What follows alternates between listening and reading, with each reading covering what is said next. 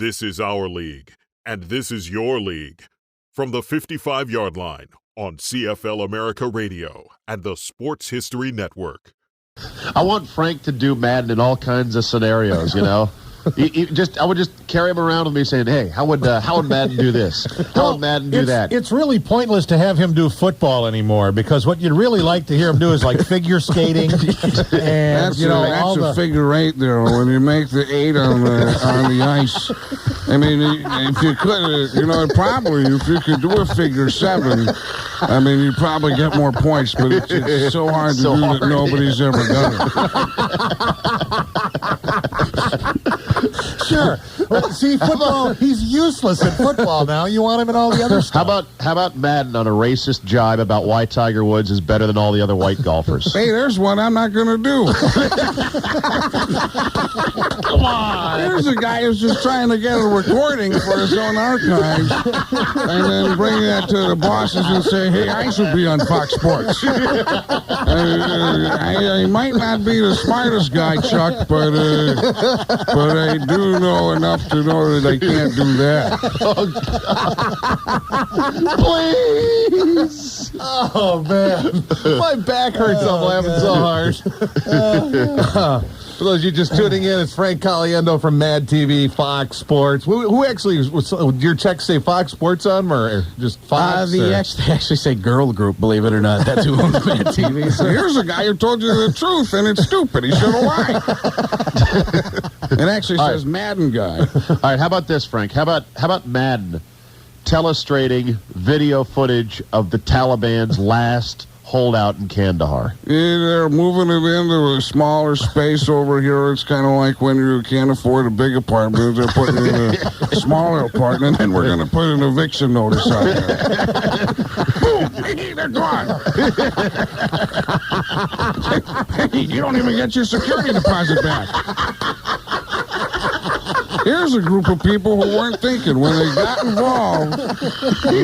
involved in this, they weren't thinking that this was going to happen. And you got to realize that when you go against the United States of America, to the republic for which it stands, one nation, you got to see that, and that's why. And sometimes Ace is a place for the helpful highwayman, and you can tell these guys are trampling around out there. They could get a bad case of athlete's foot. Hey, they need some tough acting tenacity. Boom! Hey, that'll get rid of it. And then you got an Outback Steakhouse. They had a Dr. Pepper, and then you can tell these are the kinds. Brett Favre had a dog on his leg. Once a farmer had a dog, and Bingo was his name. Oh, I learned how to spell bingo in 3rd grade. It's I-N-G-O. Clap instead of doing the B there, and that's the dog was licking. He's got a rash. And boom! Hey, it's time for tenacity again. Hey, I sell beds in Minnesota. Do you want John Madden to sell Does you he a really bed? sell? He really sells beds. Yeah, hey, you want to? What are they? Rebar reinforced beds? Hey, you got to lay down here. It's a nice, comfy area. Hey, I even fit on it. And look at me rolling around here all sexy. Anybody can get some action on one of these Sealy Posturepedics. Hey, it's the John Madden Craft Magic Adjustable. Hey, hey, I got a spit bucket. John, roll over. I got a headache. When you pull your face back, make sure you powder afterwards. That was a reference when you guys were talking about shiny faces. I was listening. When you said that, I put that in there for people who weren't listening. Powder actually will make it seem like you're not as shiny. If you don't powder, they do that when they put makeup on you. And sometimes I'm not like Ronald McDonald or anything, but hey, it's a good time for a great taste. Maybe I could get a commercial for them anyway. That's the thing too. Next time you see Madden, take a moment. A lot of people just kind of, look at him in passing or whatever. Take a good look at his face. Take a good look at the whole package that is Madden. It's just a spectacular toad look, Hey, have you ever seen Shrek? Yes. I could have been that guy if he wasn't green. Hey, princess. Hey, you're pretty, too.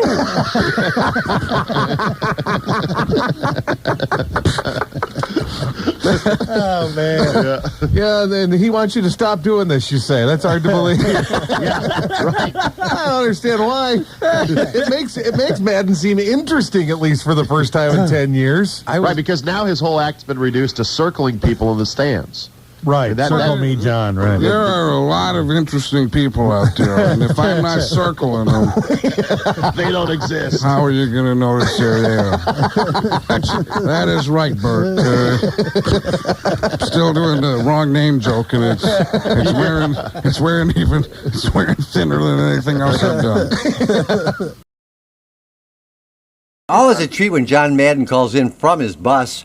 What state are you in now, John? I am in a state of confusion. Well, that's good. And why I do my own rim shots here too. But are you calling? well, the whole weather dog thing has got me. I mean, I always, for me, it was a time for change this year, and this year is a time for change. I'm thinking that you got to get what they really need there is a weather wolf. At Channel 6. Need a weather wolf. I mean, the old dog was against some spunk, but this one, or maybe skunk. Maybe we'll get a skunk. Skunky. Skunky. And the weather stinks. That could be his little thing that he does there. And if he says the wind's from the west, you can prove it. Yeah, there you go. I mean, I am in the West right now, too, so that might be my fault. I'm sorry. But, Rich diet, huh? The truth is, great weather is about great weather. You're going to have weather whether you got a weather dog or you don't have a weather dog. You got a weather wolf or a weather, even a weather lemur. I mean, there's a monkey. A weather lemur. Hey, look out. There he goes. He's got a tin cup and he's got another guy with an organ grinder. But I mean, there's a lot of things you can do with the weather. And you can't change the weather, but you can always report on it. And the best way to report on anything is with a puppet. And that's what we're going to start doing with we're going to have a puppet on Monday Night Football. Really? It makes a lot of sense. John, thanks for calling. Hey, guys. Okay. Okay. So guess who was at the Jewel food store at Sunny Slope and National last night? Do I get any clues? We wondered yesterday if he was well or not, or if he was injured. And I didn't walk up and ask him. Longwell. Oh, right. Longwell, really? Like You were afraid to go ask him, huh? I was on the way out. Yeah, excuses. And the checker lady said, Brian Longwell's back there. Was he just shopping, or was in the he was signing Jewel? Autographs? He was like in the vegetable department signing autographs next to the celery. His agent's got to get him better gigs. No kidding. I mean, he wasn't even, Stay healthy, Ryan Longwell. Hey, here's a piece of celery.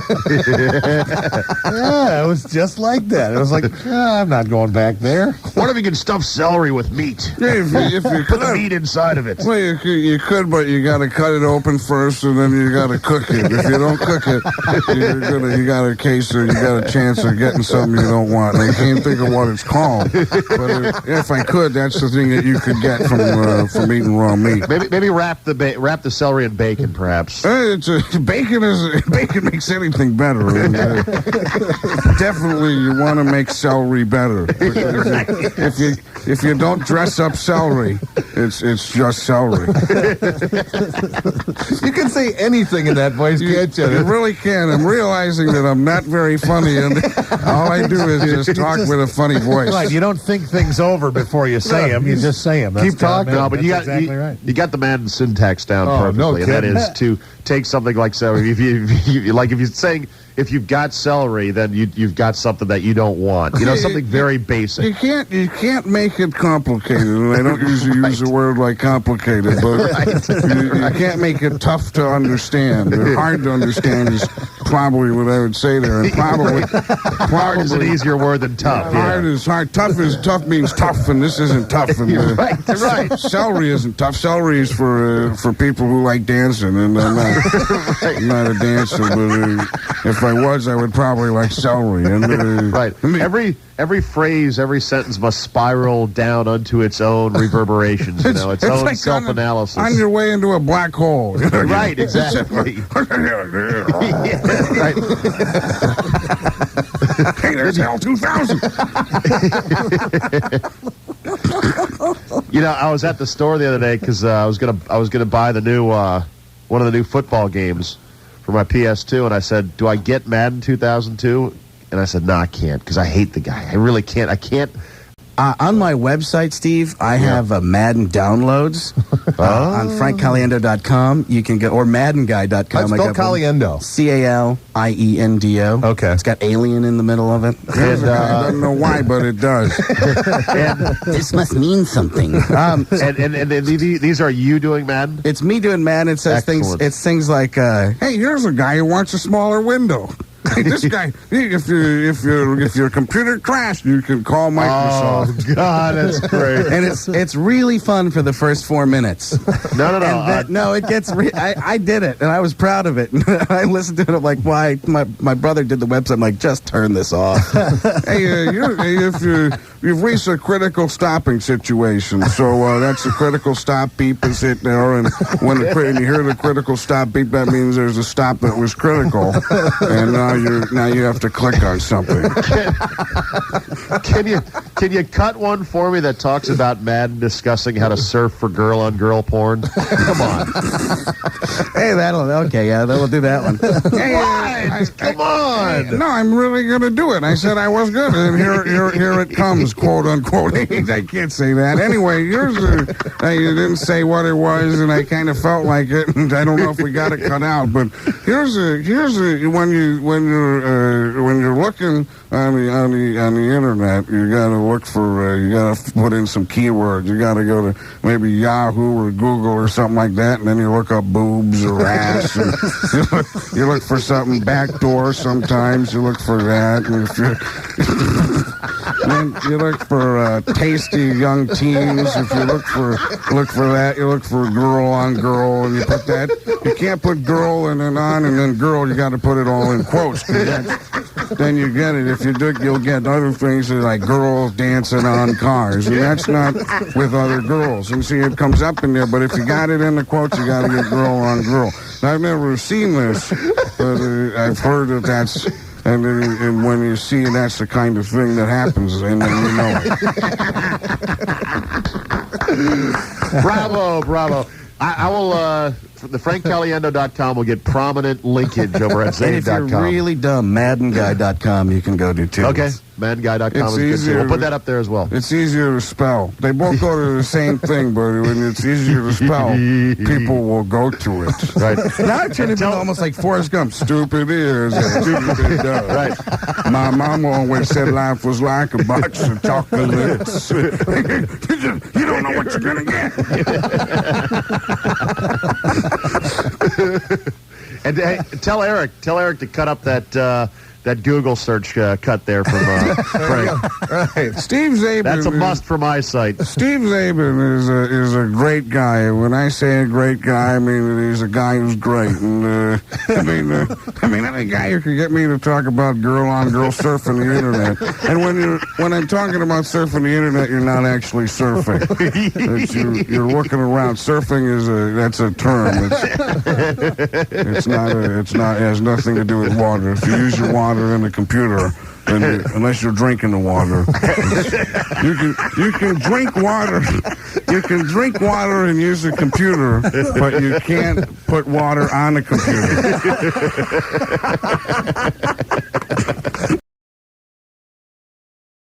Did you ever hear Madden do this? He'll take like 35, 40 billion different things, throw them all into one sentence because he thinks they go together. Somewhere else not going to say anything because he's been drinking since last Sunday. Some of you guys know exactly what that feels like. Madden stuffing sentences together like he's sticking sardines in a can. Like, sometimes you can tell these are the guy I could have teach one time. Michael Irvin had a crack pipe on his sideline a couple years ago. I remember that. You could tell these are the guys. Ace is the place with the helpful hardware, man. And then you could tell that's the kind of thing we ate at Outback Steakhouse. I had a Dr. Pepper. Hey, you ever notice I look like I could have been Shrek? And then you could tell these are the kinds of things that when you see that, there's a rainbow out today. The way a rainbow works, you got the sun over here, and then there's a cloud over here, and then the rain comes down. Hey, look, that's pretty rain. And then the sun shines through. That's a ray of sunlight. Not like Rail is down the street from Pata to Roy G. Biv is how you remember the colors. At the end of the rainbow, there's a pot of gold and a leprechaun, and he's doing a little dance, making a little love, get down tonight. And then maybe I had some of that crack. And then Brett Favre had a dog on his leg, and What's Your Farmer had a dog, and Bingo was his name-o. I learned how to spell bingo in 3rd grade. It's clap, I-N-G-O. Instead of clapping, I said clap. You could have clapped there, but I didn't. Yeah, that's a dog was licking him. He's got a rash there. If he wants to get rid of it, boom, tough acting to Acton will get rid of it.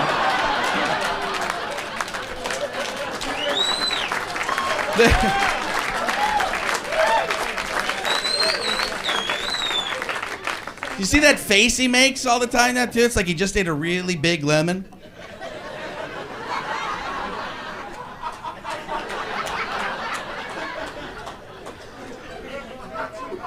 And then he'll say the same thing in the first part of the sentence that he does in the end part of the sentence. Like, Great football is about great football. And when you're playing great football, that's what makes great football great. If you weren't playing great football, then it wouldn't be great football. It'd just be mediocre football. And without great football, you can't have great football. And these guys out here today, they're playing great football. thanks, John. I remember one time back in like 1983, I had a gobstopper in my mouth, and it's still there.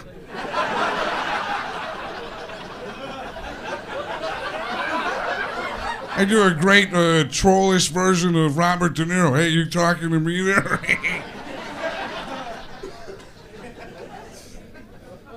My other favorite thing that he does is he'll point something out, but it's just so obvious. It's like it starts out with that laugh that Hey, that guy's got mud on his jersey. See, the way you make mud is you got dirt and then you get water in it, and that creates mud. And then you got mud on your jersey. That's a dirty jersey. that kind of rhymes. thanks, Johnny.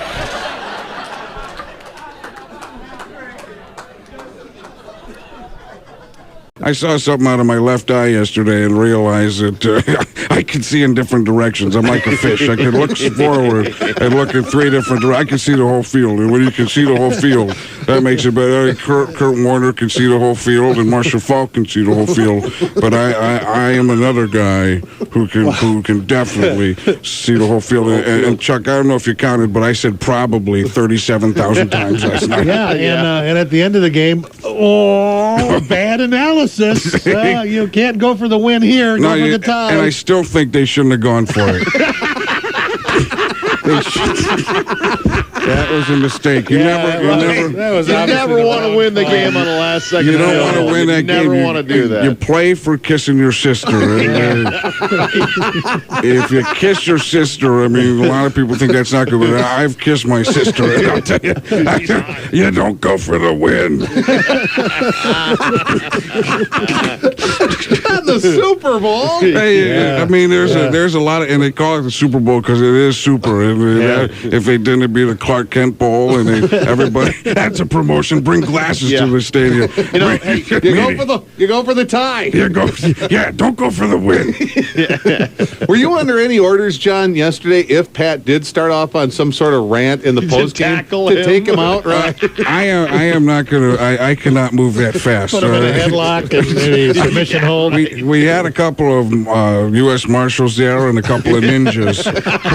You gotta have. I mean, when Pat's right, Pat looks like he's slow and he looks old, but Pat can really. He's sleek like a cat.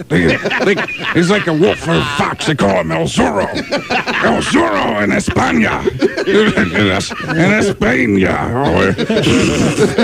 In España es El Zorro. And that's why he's got a Z on a tattoo on his ass. See, now that's funny because, Pat, I got to tell you, John. Sorry, I pulled a Pat there, didn't I? That's okay, Chuck. Hey, misidentified.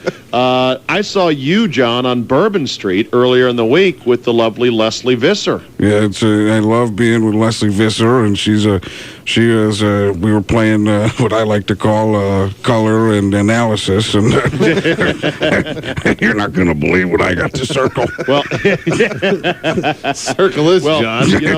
You know what I heard, John, was that you let her use the Madden Cruiser to go shopping in New York City in exchange for an Outback steak. Right, yeah, so to speak. A couple of flank steaks, right? Yeah, you bet I did, and there was used the sauce on there, the A1, and that makes it a little easier going down the tubes there. And so you didn't, but when you were on Bourbon Street, I didn't see you getting any beads. No, I wasn't getting any beads, but Pat was on Bourbon Street, and there's a reason they call it Bourbon Street, and Pat was tipping back to bourbon. So he's back on the wagon, or is it off the wagon? I don't know. Be off the wagon, but Off the wagon, and pulled by the Budweiser Clydesdales. Yeah. So next year you have a new partner. Yeah, looking for some other people. Not sure who it's going to be yet. Tommy Brookshire. Tommy Brookshire, Joe Buck, or Jack Buck, or Buck Rogers, one of those guys. It would be great. John Madden in the 21st century. Where's Aaron Gray? I want Aaron Gray in a skin-tight suit, the white suit that form-fits to the body, and you see the curves and the hips. And Hey, John, did you catch Frank Caliendo on Mad TV Saturday night? I do not watch that guy, and I'll tell you, this is the truth here. I saw his manager at the Super Bowl, and he came up to me and said, do you like that guy who does the impression of you? And I said, I don't like it. He asked me again, he said, do you like that impression of the guy? I don't like it. And then I stormed off. I don't want him doing that. I don't like it. That was all you had to say? That is all I said to his man. I said to the guy, if I see that again, I will do some kicking. I'll get the ninjas on him, and my fish eyes will be out there. I mean, I'll visser him.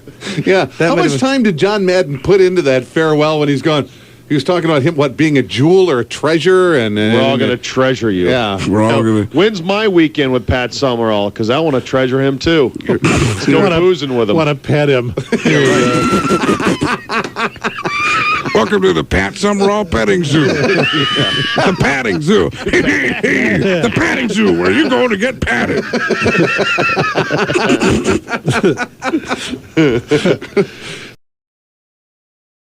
On the Dave and Carol Morning Radio Extravaganza. And big game yesterday. Yeah. Obviously the Super Bowl, probably the greatest Super Bowl that was ever played. John Madden in the studio right now. John, great game. You guys did a great job. It was really was a great game, and that's why they call the Super Bowl, because it was super. And when you got a super and a bowl game together, I mean, what else? I mean, why would you call it anything different? Exactly. I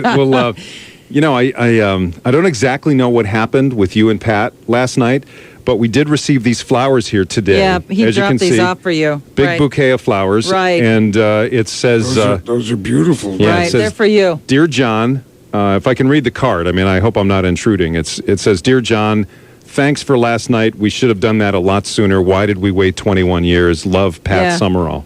Pat, I love Pat. Maybe you shouldn't have read it on here. Pat and I, we took us 21 years. That's 21 years, and that's a lot of quarters, and a lot of games, a lot of quarters in there, and a lot of sexy glances. You just try to you try to look away from you. You realize. Sure, when you catch him, all of a sudden, just kind of glancing at you, and you feel the heat, but then you just want to go. Yeah, don't want to go there. Temperature starts to rise, and you feel a little happier than you normally do. And last night, we just decided to act on it. I mean, when he does that to the 20 thing or the 25, and he's going to give me a flag on the play. I can't tell you. I mean, this is beautiful. I mean, if you can't see this here, which you can't, it's there's pink in the middle, and then on the right there's some yellow, and those are, I think, daisy. That a daisy there? That would be a daisy, right? A daisy. I love daisy. And then there's something else that's pink, and then some green, and then when you got green, pink, and yellow, and purple, that's a lot of colors. It's not a rainbow, but it is a little butterfly right There's here. a butterfly. I didn't even see the monarch. Don't bite me. Don't bite me, little fella. I'm already on my way down. Well, whatever you want to do.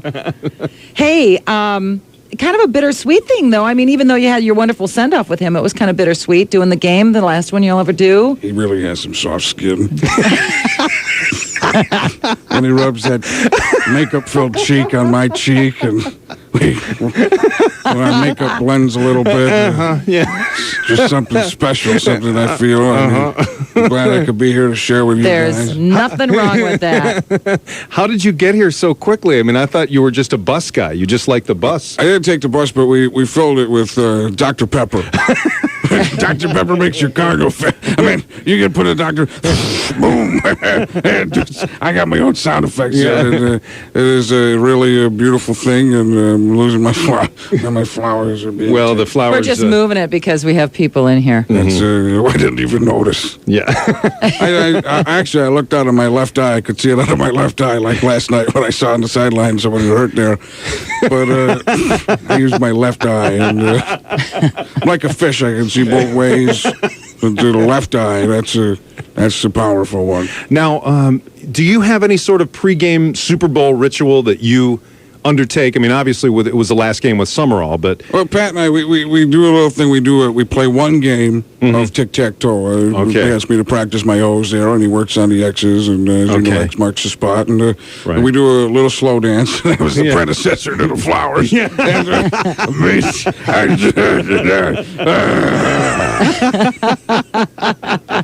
But it was really great, and I love football. I love Pat. I love Pat and football. Pat and football. Yeah, it's like a World War II thing. Pat and football. Is that the right war? I don't even know. There's a guy who should have paid attention in the geology class. Yeah. Now, did you geology? I don't know. It's the only subject I could think of. Dave, leave me alone. You're at a rock station, so that works. Yeah, there you go. Dave, there we go. Ties right together, boy, I'll tell you. Dave and Carol. This guy's... What's wrong with me? Ladies and gentlemen, it's the one and only Frank Caliendo. One and only, 2 and 1, 3 and 1. No, just one. Just one. Didn't get a chance. Saturday night, we were out partying, so I didn't get a chance to see you live and in person on the Mad TV thing, but I did watch the rerun this morning. Very funny stuff. Was that the some replay. amazing makeup, too?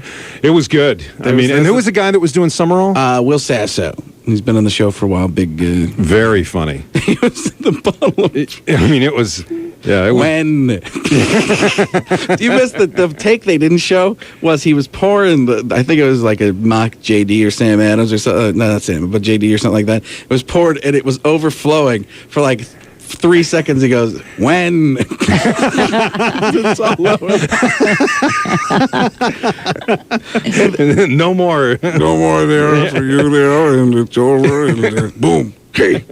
One station had me call when I was in Kansas City. I was thinking it was Houston. They had me call like the Midnight Bunny Ranch or something like that. You know, one of those. As John Madden. As John Madden in Vegas calling some bordello. I am looking for a little Ace Hardware, if you know what I mean. There you go. Maybe share my Outback steak with someone.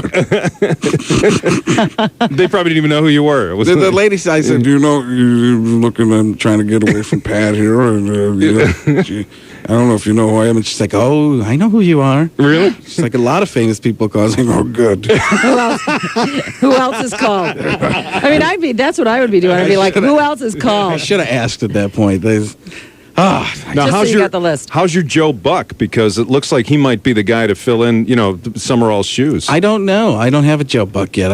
I'm trying to just do silly little things right now with one thought was Adam Sandler. Because they're going the same way as Monday Night Football, Super Bowl 3, Super Bowl 2, Super Bowl 36, the guys wear big shoes. Got like a size 18 there or a size 19, and you should see the size of that guy's gloves. I mean, Pat, you have no chance anymore. Frank Caliendo's in the studio. More with Frank coming up. Don't go away. Al Michaels' new partner. Good morning, John. Hey, guys. Great to be here. Great to be part of Monday Night Football. I want you guys to know that Al Michaels is probably the best guy in the world at broadcasting football games. Whoa. Pat Summerall was your longtime partner. You went on this years. Yeah. Who? I don't know what you guys are talking about. It's a good game. It's when you switch networks, guys, it completely changes it. I'm on the Alphabet Network. That's what they call it, because ABC get that at the beginning of the alphabet. Right. Yeah. What's going to happen now is Monday Night Football. I'll be on Monday nights. The rest of the games are still going to be on Sundays. But I'll have a game on Monday night. Monday, right. Best broadcaster in the world. I can't believe you're saying that. So you're literally throwing your 21-year partner under the Outback steak bus. Yeah, and running over him again, and then backing up over him, and then throwing some keys at him from Ace Hardware, and then running over him again, getting something from Rent-A-Center, sticking that on him, running him over again. It's a lot of running over, let me tell you. I got a lot of loyalty, but it's to Al Michaels. Hey, John. Hey, John. Yeah. Do you feel, because you gave Pat that big send-off, you gave him that piece of 2x4 or whatever it was, and told him it was part of a bench or something. No, as a goalpost from the game-winning field goal. Right. I'll tell you what, I hope he's smacking himself in the head right now with it, because I am on ABC. And I am going to be Monday nights. Wow, well, he has no pull with the Fox network whatsoever anymore, does he? Fox is not. I am now on ABC, and I don't know if I mentioned this, but I'm going to be doing Monday Night Football. Yeah. I used to be on Sundays. Now I'm on Mondays. I talked to the people at the calendar place, and we also, because I've talked to Chuck before about this. He loves that I do Thanksgiving stuff and things like that. turducken. How are you going to do a turducken? Oh, man, that's right. I've talked to the guys that make the calendars, and I've also talked to God, and we're changing Thanksgiving to Monday nights now. Talk to God. Guys who make calendars, be ready. I don't want you to make too many calendars and then realize that Monday nights that's good. Actually, I'm thinking about having Thanksgiving every Monday night. Hey, John, you didn't, but there was a big send-off for Pat where you said you're a jewel or you're a gem or something like that, and you gave him the 2x4 and the plaque and all that stuff. What do you get? You get nothing. No send-off, no thanks for coming?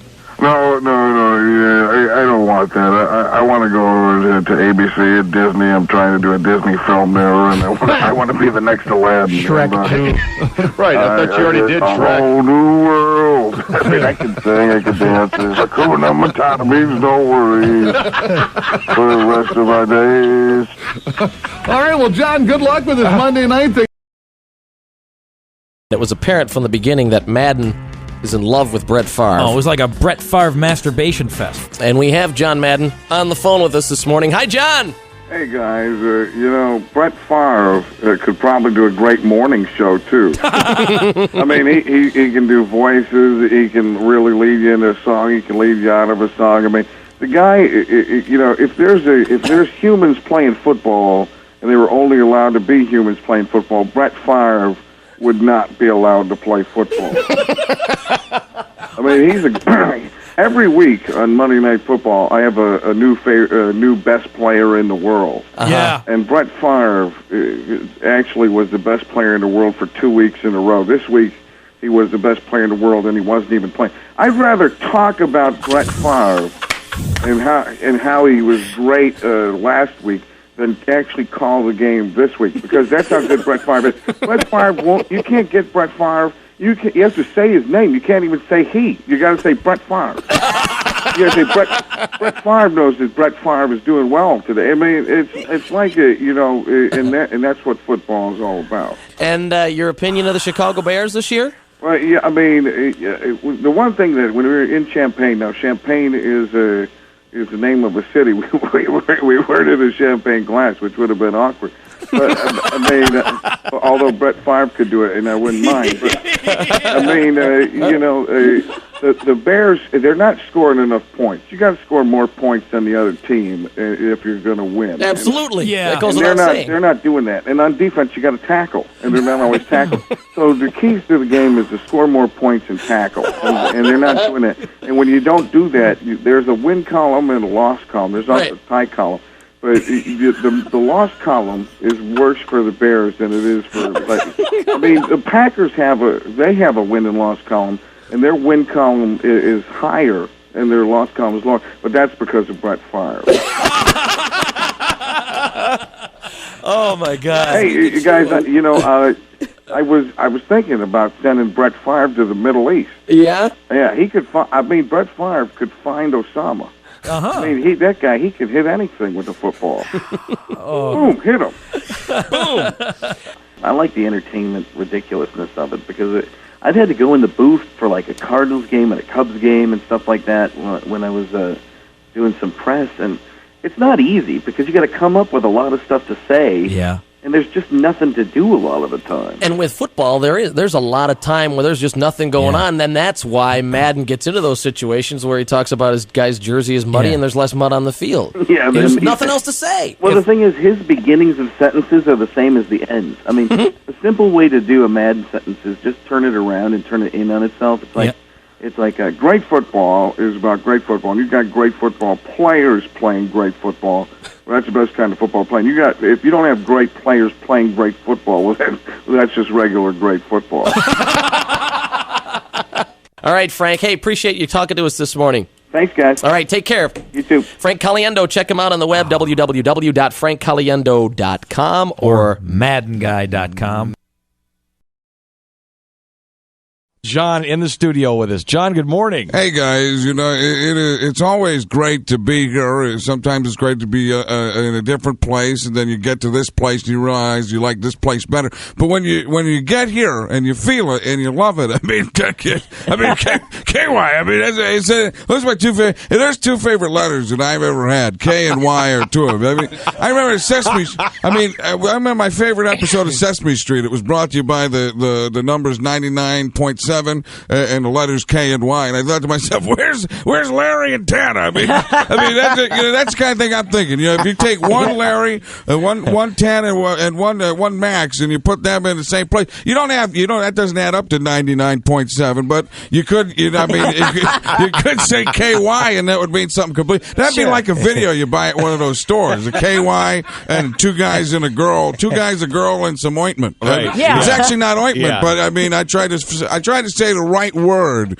If you pick the right word, you can say whatever you want. And I'm not sure if I picked that word or the wrong word. But between the right words and the wrong words, there's always a space. And when you if you keep the right amount of space between the right word and the wrong word and the wrong word and the wrong word and the right word and the right word, then you can say anything you want. Now, KY also stands for Kentucky, too, sometimes. It does. But, I went there. I went to Kentucky one time. I was there. And when I was there, I was like, where's Max Tanner Muffet? They're like, that's a different KY. Yeah. And I said, then I went to I'm trying to think of the Derby, the track. Did you go to Louisville, Kentucky, where they had the... Yeah, well, I was actually trying to go a different direction, but that's a great way. You saved me there. Because I was going to try and find something that was 99.7 and say that's where I was. But I went to the Derby. And the great thing about the Derby is that there's horses there. Yeah. And the great thing about after the Derby is that there's a lot of glue. Which is sticky, and that's why you need KY. There you go. See, it's come full circle. That's why I draw the circles, because if you go full circle and you draw them, people know that they're coming in there. And if they didn't know they were coming in there, then you got a problem. But we knew we were going there, we got there, and then boom. Are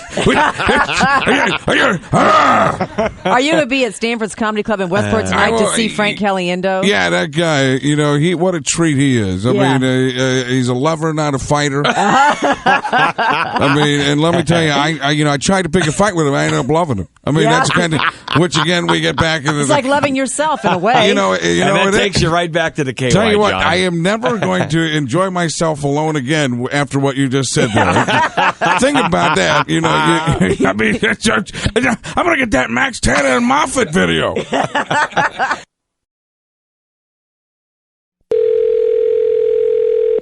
Good day, Epic Steakhouse. Hey, how's it going there? Good. Who's this? This is John. John. Yeah. John who? Well, you know, it doesn't really, you know, don't worry about that. I just got a couple questions for you. You guys got any bus parking over there? Any what? Bus parking? You know, in the back, you know, you got a bigger area where you can park the bus, and then we come in and we, you know, have a blooming onion or something like that. Yes, I guess. I mean, we have a big parking lot. It's not ours, but. Oh, so whose parking lot is it? It's actually our landlord's. Yeah, but you're renting it, so you get to use it, and I mean that's okay. Yeah. It's fine. Yeah. So we have that parking lot. We have Schnucks parking lot right next door to us too. See, I'm calling for we're doing a little thing with ABC right now, trying to figure out who is your favorite player on the St. Louis Rams. Adam Archuleta and Grant Windstrom are my two. Well, now why do you like these guys? Why? Yeah, I mean, they're stepping up to the plate when the offense is not doing anything. That's a baseball reference, stepping up to the plate. But I mean, so you guys, I mean, you'd rather root for them than like a Kurt Warner or something like that. Well, Kurt's great. Kurt and Marshall are great, but I know they're not the glory guys sometimes. So I was a defensive player when I played in high school. So.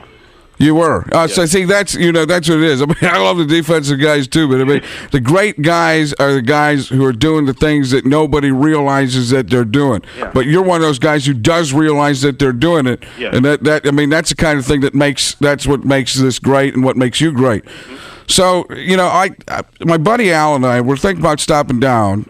You know, I mean, we're in town for a couple. You guys, this is John Madden, right? Well, you know, I don't want to say who it is, but I mean, you said Al, and that's Al Michaels. Well, yeah, I mean, it might be, but then again, it might not be. But we don't want people to know. So I know because your bus drivers came in last time for last Monday night football game. Well, I got the guys; they're good guys. Yeah. So they told me that's a great place, and that's where we should eat. Terry and Joe. Well, yeah, I don't want to say who I am or who they are. But, you know, so you guys, you got plenty of parking tonight, and we do.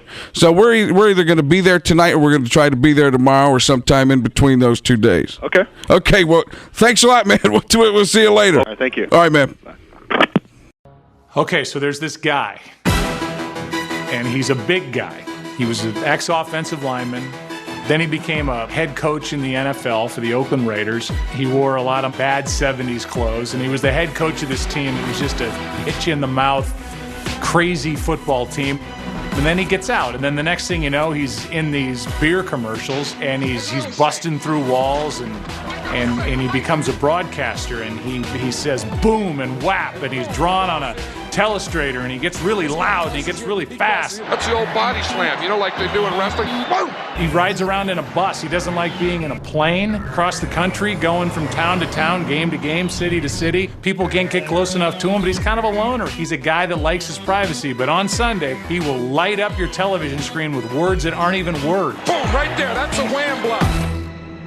That's John Madden, and he's dearly missed in the game today. You're going to be a football player when you grow up? Today is the best day of your life. Believe Give me 18 years of daylight. That's all right. Greatest leader I've ever known. What a ride it's been. I'm the luckiest guy in the world. I've been in football all my life.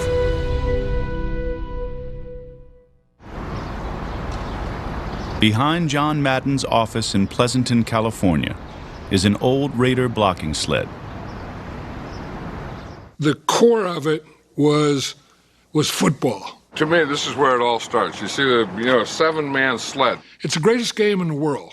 Hitting a 7-man sled, that's the first thing they do. So that would get rid of all hangovers. Football has been my life, and it's given me so much. That when you call that snap count, you should hear one boom. Now, playing is the best thing. Coaching is the next best thing. When you're coaching, you're just standing out here, you can ride this thing all day. But when you can play it for a while and then go on with your life's work and it's still football, you're the luckiest guy in the world. Down, set, ready, 100, 200, I do boom, you know, drive. You know, and then you can just ride it the whole thing. Okay, good defense. Knock it to him. John Madden hasn't had one football life. He's led several of them. For a decade, he held the whistle in Oakland and coached the Raiders to their first Super Bowl win. He held a mic for 30 years and won 16 Emmy Awards as a broadcaster. And, of course, he often held a cold beer as a TV commercial star. He held a joystick as a video game pioneer, held a pen as a best-selling author, and he even held his own on Saturday Night Live. Hey, this is going to be a great show. I've been practicing with the team all week. They're terrific. For over 50 years, the name Madden and football have been synonymous. His first field was Madden's lot, behind his Daly City, California house, and his best friend was future USC and Ram head coach John Robinson. Since the age of 10, the two Johns competed for everything. You'd get the ice cream cone, and you would say no bites, and that means that he couldn't ask for a bite. But if you said bites first, then you got a bite. So if he says bites, before you say no bites, you have to give him bites. Well, John, being the kind of bad human being that he was at the time, would spit on the ice cream cone. That means that he got bites, now he's not going to eat it. Well, I put up with that for a while, but then I said, to hell with this. I need to compete here, so I would bite on. I'd take a bite anyway. John Robinson was the only guy that would still eat the ice cream after you spit on it, when he got bites. And he always thought that was unbelievable that I would do that. But I didn't care as much about the food as I didn't want to lose to him, you know.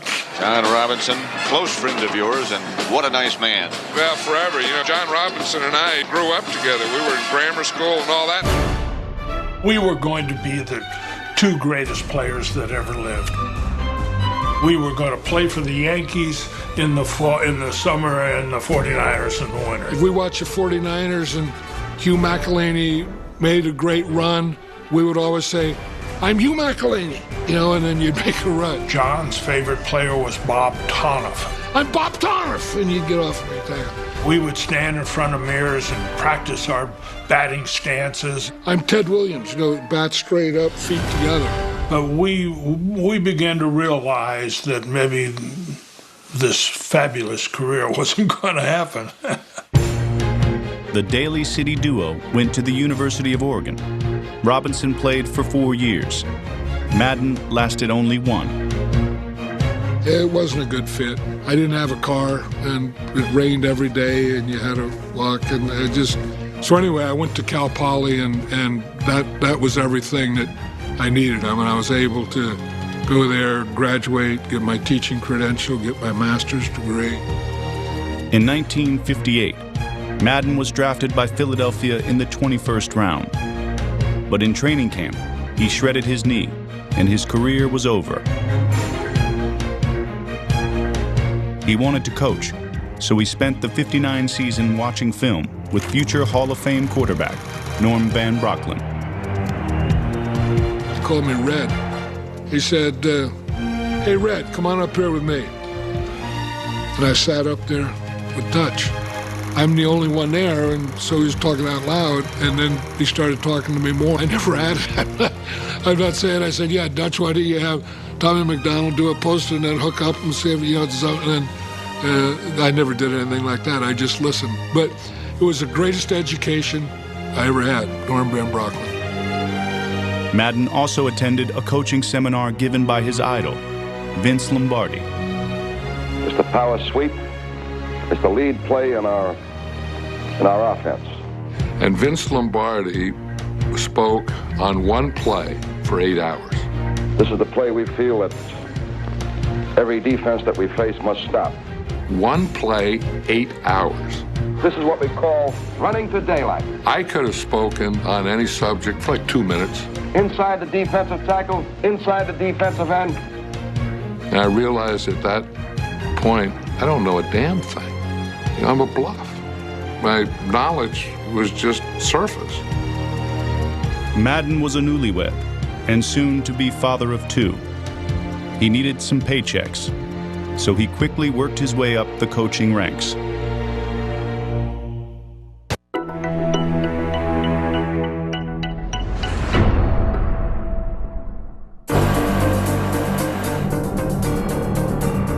John Madden's coaching career began in 1960 at Hancock Junior College. 4 years later, he went to San Diego State, where he learned a new pass offense from future NFL head coach Don Coryell. Raiders boss Al Davis was impressed by Madden's rise. In 1967, Davis hired him as linebackers coach. We can also sometime, on 1st and 10, run a strong dog or a red dog. In Madden's first season, he matched wits with his idol, Vince Lombardi, in Super Bowl II. Oakland lost. 2 years later, the Raiders lost head coach John Roush, who abruptly left for Buffalo. Al came in and talked to everyone and said, look, I'll talk to any one of you after the draft is over about being the head coach. Davis had his eye on Baltimore Colts defensive coach Chuck Noll. So Chuck got the job with the Pittsburgh Steelers. So now I'm thinking, Al had a guy that I think was Chuck, and now he doesn't have a guy. So if he doesn't have a guy, and why not me? Davis agreed, and at age 32, Madden became the youngest head coach in the NFL. He was just good for me. He was just great. He was a great coach, a great teacher. He was great with players. He wanted to win, and he believed in the Raiders. He believed in silver and black. We have a fine veteran football club, but our job is going to be to take the people that we've drafted, to develop them, and someday they're ready to play and be a very good Oakland Raider. Nice, all right, way to go, Herbie. Lombardi kind of liked Patton. And I could see a John Madden looking at Lombardi and looking at Patton and saying, "Oh, I'll take the best out of him and the best out of him, and then I'll leave a whole bunch behind." So he left the Lombardi behind and went into the Madden, which was perfect for his team. I admired all those guys, but if I would have tried to be like any of them, I would have been a phony. Now, there's nothing that is worse than a phony, because players will see through a phony. You don't have any longevity. Now, if you're going to have longevity, you better be yourself. And you better be yourself every doggone day. Let's start off and stay after the whole game. Madden let the Raiders be the Raiders. Gone was the dress code and the never sit on your helmet rule. I'll be myself, and you guys can be yourselves. The last thing I'd say when I was coaching the Raiders before we went out on the field is don't worry about the horse being blind, just load the wagon. You don't worry about anything else. You just go whip the other team. You know, I only had 3 rules, and one was be on time. Don't be late for meetings. Pay attention. He was a stickler on that.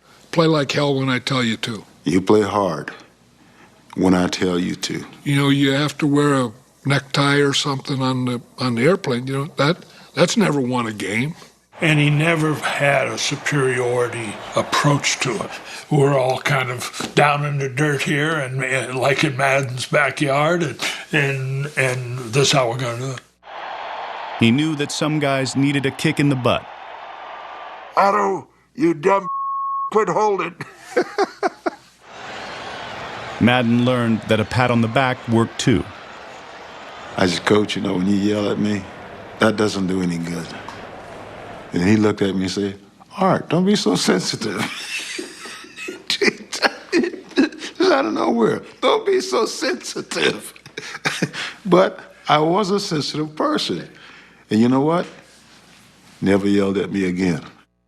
NFL officials, however, were rarely spared.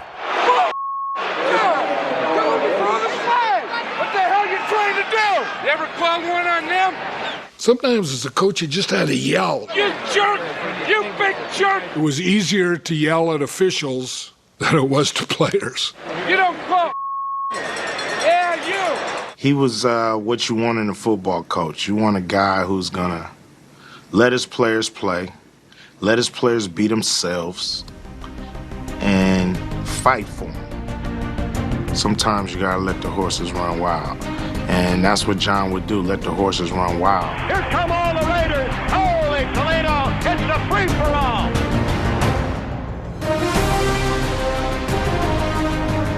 There wasn't a lot of late hits and stuff. I mean, I didn't teach that stuff. I just taught him to play hard. We always tried to play within the rules and, maybe stretch him a little. Madden's defense was all his design. Not so the offense. He used the intermediate pass routes he learned from watching film with Norm Van Brocklin. He dropped the bomb often, using the launch codes he got from Al Davis and Don Coryell. Braves down on the 35, takes it in stride, the 30, 20, 10, touchdown Raiders! At the heart of it all was Lombardi's power sweep, run to perfection, behind one of the greatest offensive lines in NFL history. He was, that bad, and, I know what he's going to do. He's going to, yeah, we are, but he runs to the left all the time. Well, I had Jim Otto as a center, Hall of Fame. Gene Upshaw as a left guard, Hall of Fame.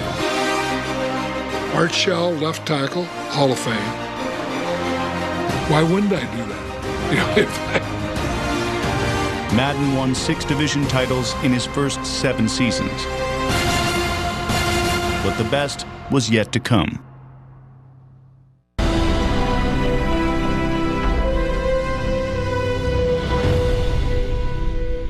I want to see this. They know what they're going to take. Go tight full right. Screen strong to half. We won a lot of games, and every game's a big game.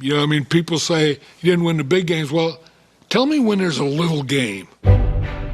John Madden coached in more hair-raising games with names than anyone. One of the greatest was the Sea of Hands playoff miracle in 1974. There he is, fading, looking. He's under the gun. Out, he throws. It is.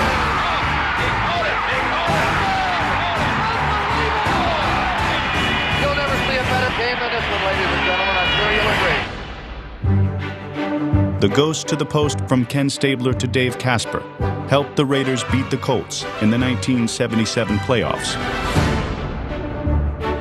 A year later, the Holy Roller stunned the Chargers.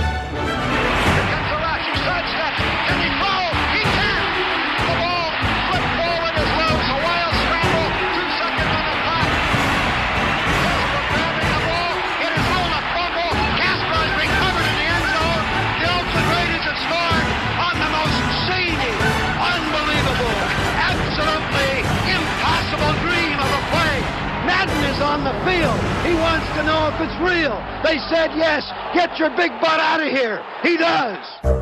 In Madden's most controversial game with a name, he lost, thanks to the immaculate reception. Back goes Bradshaw. He's looking. He's in trouble back there. He rolls out to the right. He throws deep, and it is batted away.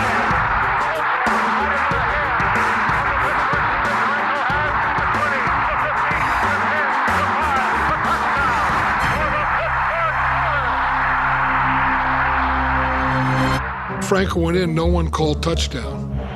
So my idea was you didn't know what happened. It was just the manner in which it was done, and then the finality about it. Everyone runs off the field, and you're standing there. That's the only game I recall that I was worried for him, because that was he never brought a game home. But if there was one game where you looked at a man that lost, he looked like a man that lost big time. Madden was an analyst for 11 Super Bowls and watched many coaches savor the victory ride. That's the greatest feeling in the world. That's what it's all about. You are Super Bowl champions, world champions. But as a head coach, Madden hadn't taken that ride. 4 times in 6 seasons, great Raider teams lost to the eventual Super Bowl winner. You'd be disappointed, but doggone, we're close. We're good. We're good. We're as good as they are. In 1975, Madden hired John Robinson as running backs coach. He hoped that Robinson could help Oakland finally make a Super Bowl. Instead, the Raiders lost their 5th championship game. You just keep pounding on the door, and the door will eventually collapse. We're going to keep pounding on that door, and that damn door is going to collapse. Some thought that Madden couldn't win the big one, and that Al Davis was the real coach of the team. The last thing we want to do is make excuses. But, turnovers, Al, more than anything else. yeah, my name's John. A hell of a time, I know, but anyway, John thinks that... Just shows stupidity. Al made sure of the thing Al was supposed to make sure of, and John made sure of the things that he was supposed to take care of, which was the field. Anything that I ever wanted that had to do with football, he supported me. It was a perfect situation. It was a perfect thing for me. After one season in Oakland, Robinson left for USC. As for the other John, he was about to make history.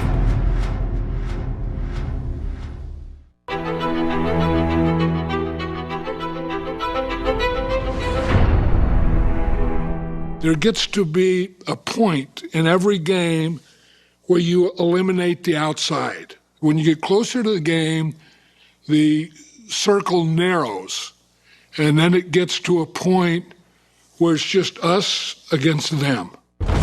The toughest them was Pittsburgh. Oakland lost to them 3 times in the playoffs. 1976 would be different.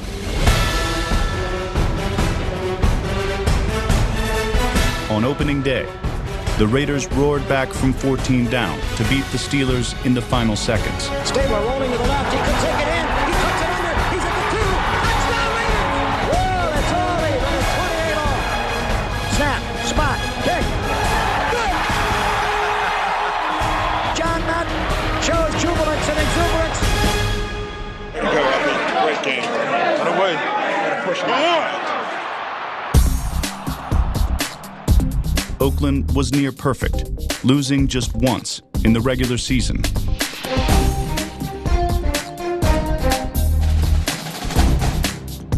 In the playoffs, they trailed the Patriots by 4, with 14 seconds left. Stabler rolling to the left. He's going to go. Woo! Runs it in. Kenny Stabler. Touchdown Oakland. One team stood between them and the Super Bowl. We're going to have to play our best next week because we've been here before, and damn it, this is a hurdle that we got to get over. This is Bill King at the Oakland Coliseum, the home of the Oakland Raiders. Time and again, they've arrived at this point, the AFC Championship game, only to be, in one way or another, bitterly disappointed. Okay, come on, defense!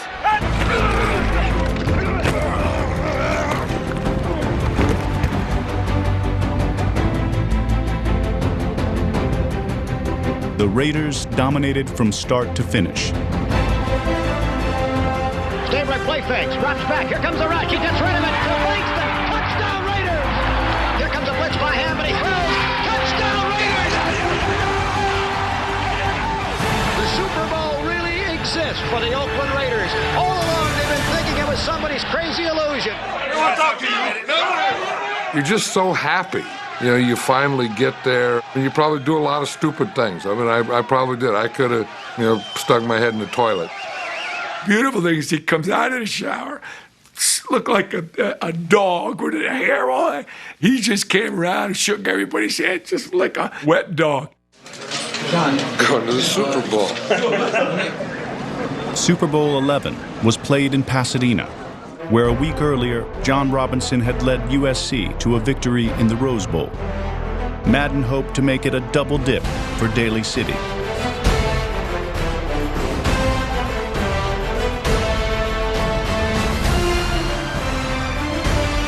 1st, Madden unleashed Lombardi's power running game. He followed it up with Air Coryell passes to MVP Fred Biletnikoff.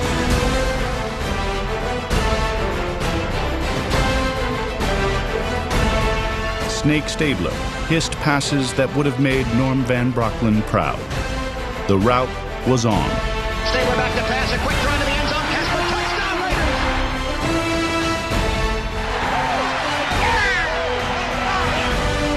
Raiders! Oakland hammered home the victory with Madden's new 3-4 defense installed that year. For the first time ever, the Raiders were Super Bowl champions. He's going all the way! Old Man Willie! John Madden's grin is from ear to ear. He looks like a slit watermelon. That was the culmination of everything that he'd ever worked for. John, how's it feel? Great. Waited a long time for it. You know, that was the day. That was the biggest day of all of our lives. John Madden goes on the shoulders of his players. Robinson's Rose Bowl ride was so smooth he could have enjoyed an ice cream cone. Then, they scooped up Big John.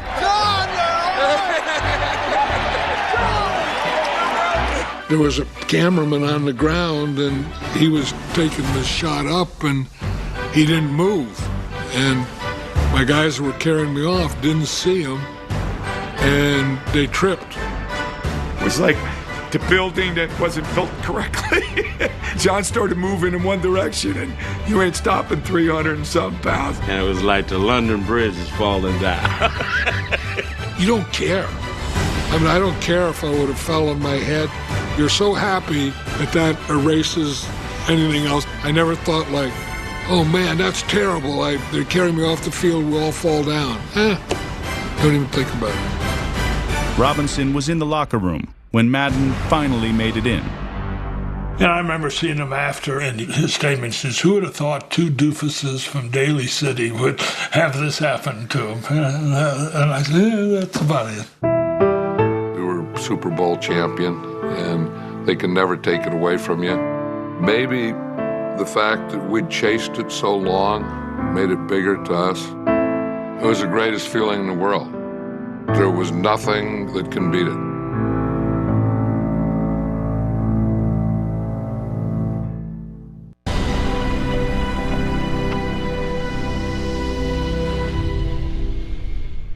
We won every game that there is. Regular season game, playoff game, championship game, Super Bowl game. So all we could do is do it again. And that didn't excite me.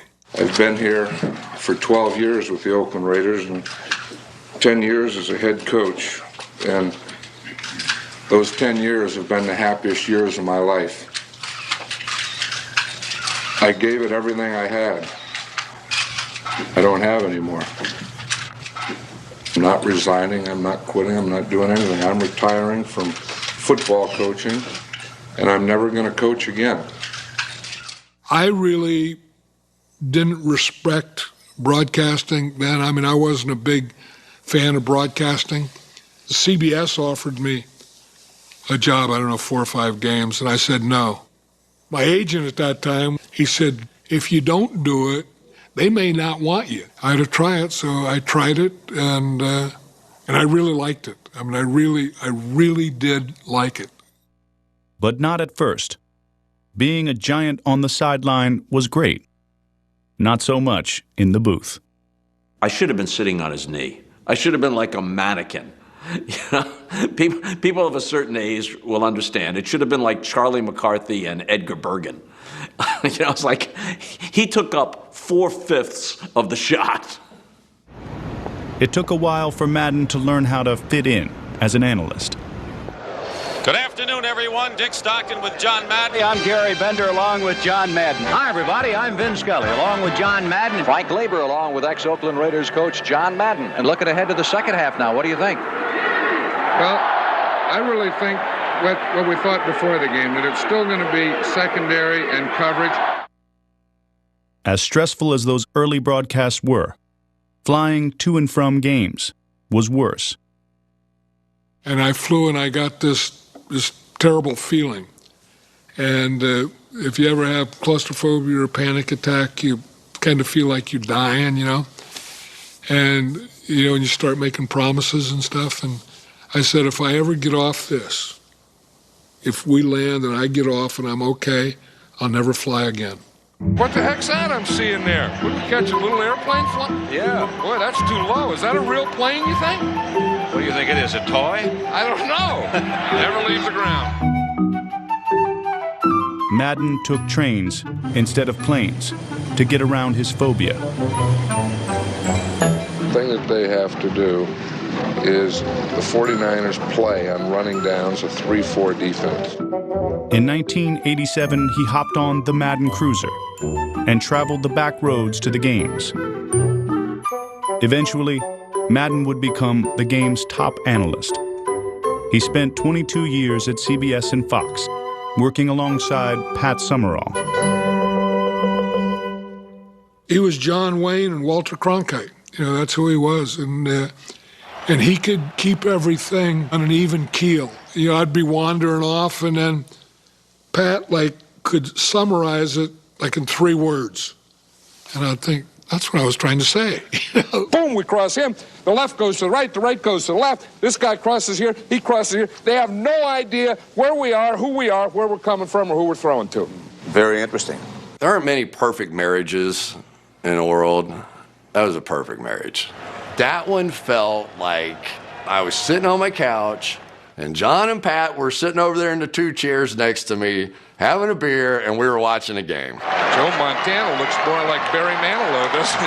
Whatever he looks like, he's a marvelous athlete. It was a joy. I mean, I think everybody who was in the business wanted a show that looked and sounded like that Madden Summerall show. He makes a little basketball twist there and pivot, and boom, the ball's there. The booms and the whole thing, and then the doinks when a kick would hit the upright.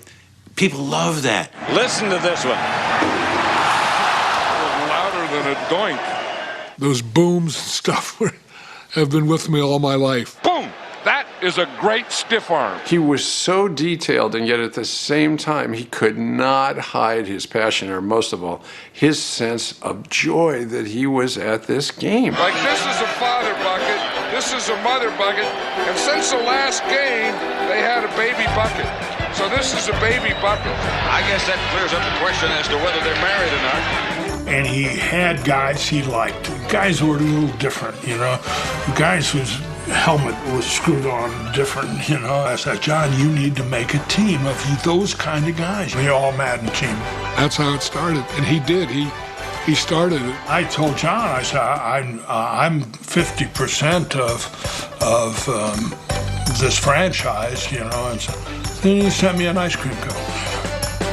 But the squiggly telestrator lines, booms, whaps, turduckens, and 6-legged turkeys were all Madden. It's funny the number of people that aren't sure how many legs are on a turkey. You know, how did you get 6? Now, I know a turkey has 4 legs, but how did you get 6 out of it? How'd you get 4 out of it? And of course, what John did too is he spawned a succession of imitators. Did you see what Chad Johnson did in the offseason? He beat a horse in a race. But if you ask me, it wasn't fair. Chad should have had a jockey on his back, too. The kind of broadcaster he was what set him up for everything else. What separated him from other he was the everyman. He was the guy next door.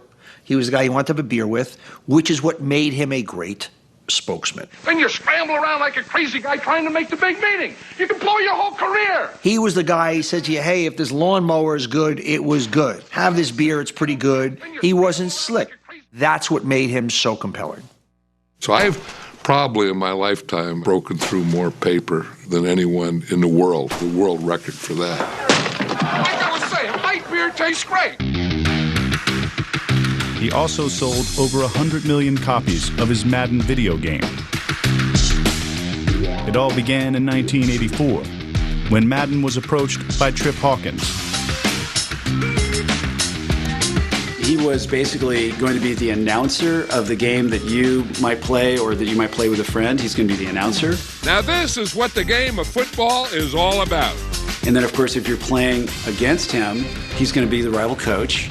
And when you're calling your plays, if you weren't sure what to do, you could ask him for his advice. Even if the defense expects a run on first down, I'd still run it right at him. It's ironic, actually, because years later, John would say, I can't believe that I'm best known for a video game. And, I don't think any of us could have imagined that would happen. People don't say, I'm going to play video game football. People say, I'm going to play Madden. You know what I mean? That's what they say. I'm going to play Madden. It blows your mind every year. How you doing? I'm doing good. I just intercepted it, but it's not my fault. Again, that was luck. There was no way we sat down or I sat down and said, I'm going to make a video. I didn't even know what a video game was. But as a coach and broadcaster, Madden always knew when it was time to walk away. After 30 years, with rows of Emmys in his office, he hung up the mic in 2009. The game was great and unexpectedly great. John, of course, was on top of the game perfectly. What Ben does, he's so big and strong that he can find time, he can move a little, he can pump, bring it back, reload it, and still get it out there. Oh, no. But 3 months later, John would retire. And classically John Madden, he didn't make a long speech about it. He just said, it's time. But John Madden's football life was far from over.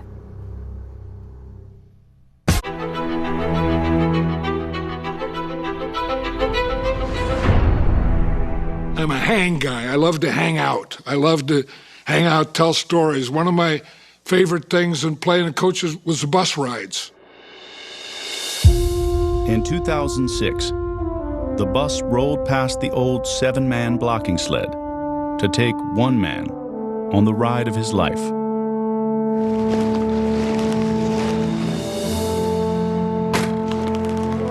John Madden was heading to Canton to be enshrined in the Pro Football Hall of Fame.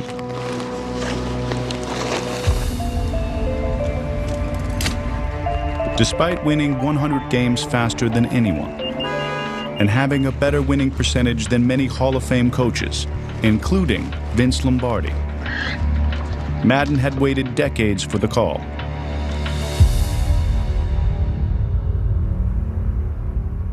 He just enjoyed the country, enjoyed the travel, enjoyed the mom and pop restaurants in small towns, whether it's Van Horn, Texas, or Lincoln, Nebraska, or just he loved that part of it. I like to hear what they do, how they got there, what they do. That was always, what do you do out here? Madden's journey to the Hall of Fame was in 2006. Before it, joyful wins. After it, the sad loss of many he'd coached, and longtime friend, Pat Summerall. First goodbye with Pat was at CBS. Then we both went to Fox. This is the third goodbye. It's the toughest. Goodbye, Pat. Rest in peace. I love you. Every football life has sad shadows cast over it. That was true for Madden, who had to wait for years to finally be cast in bronze. First year that I was eligible to go into Hall of Fame, I was a finalist, and I didn't make it. It went like 20 years, and I wasn't even on the list. And so after a while, you kind of have to laugh. When the 2006 class was announced, Madden was in Detroit, preparing to broadcast Super Bowl 40. It's the NFL Network, and there's Rich Eisen, and he says, Pro Football Hall of Fame Class of 2006 announcement press conference. Troy Aikman. Troy Aikman. Harry Carson. Harry Carson. And then John Madden. John Madden. And the room exploded. And it happened so fast that Fred and Drew, his director and producer, they were in mid-hug. and my camera came out and it was shaking, and I've got this blurry picture. And I don't remember what I looked like or what happened, but I just had tingles all over me. We watched the NFL Network, they're going to announce it, and I said, they can't take this away. They can't say we're kidding. We want it back. You can't, fly to Hawaii, you can't have it. I said, no, we can't take it away. Hey. The cruiser finally arrived, but it went past the hall and out to the Canton airport. He walks on and takes the mic from the flight attendant and welcomes everyone. Yeah, welcome to Canton, everyone. This is the first time I've been on an airplane since 1979. I'm just so happy to have all of you here and being part of this. And I just want to say, just have fun. If you have any questions, if you have anything you need, don't ask me. As Jim Otto sitting up here would say, I used to always tell the team, don't worry about the horse being blind, just load the wagon. Go get him. Welcome. Today is a very emotional and inspirational experience for me to present the great John Madden into the enshrinement in the Pro Football Hall of Fame. Today feels like the second time in my life that I'm being carried off the shoulders of others. Yet instead of off the field, it's into the Hall of Fame. And instead of 5 or 6 guys, today I ride in the shoulders of hundreds of friends, coaches, players, colleagues, family. And I just say this, I thank you all very much. This has been the sweetest ride of them all. Thank you. Madden's football lives continue.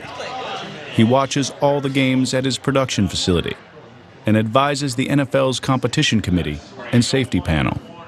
Just because I'm not actively broadcasting or actively doing that, I still love it. I'm still interested in it. I still want to know what they're doing. I still want to know why they do it. And the next thing that comes is you got shotgun, and you have to get shotgun runs. So when I do this, I'm always thinking about how can we make the game better between the safety issues and the rule issues.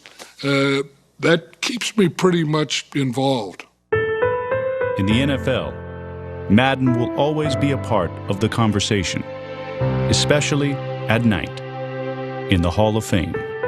After all the people leave, when the last guy closes the door, I believe that the busts talk to each other. Madden would share stories into the wee hours.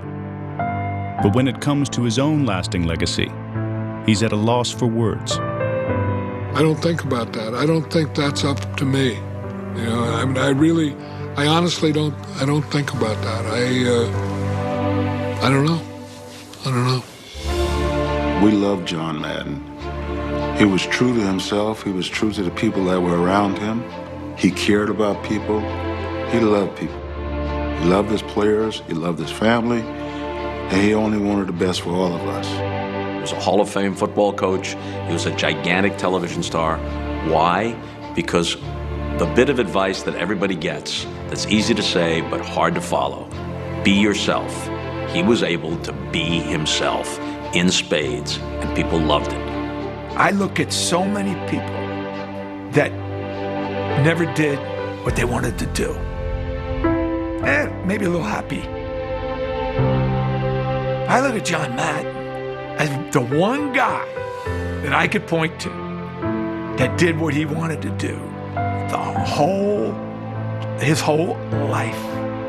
You sit in a room with him and it's like, what am I going to add to this? I'll just be quiet and take it all in. And I also know that those around him really consider themselves lucky and part of his inner group. Remember that guy that you loved the most when you were growing up? He was your school teacher who was the most brilliant, yet at the same time really cared about you. The guy who came and sat with you and played cards, or maybe even later on video games. Well, he exists. he exists. His name is John Madden. There's no pretentiousness, just a guy who I know cared about me and I cared about him, and they're so damn much fun. I mean, he's been in the public eye so long, and we live in this gotcha society. By being who he is and sticking to his guns, he's never embarrassed himself. And he's somebody, from the time I was 5 years old to now I'm 53, I've been proud of every single thing that he's ever done. You know, the word that I would use, the strong sense of the word, he's very intimate. He cares about everything.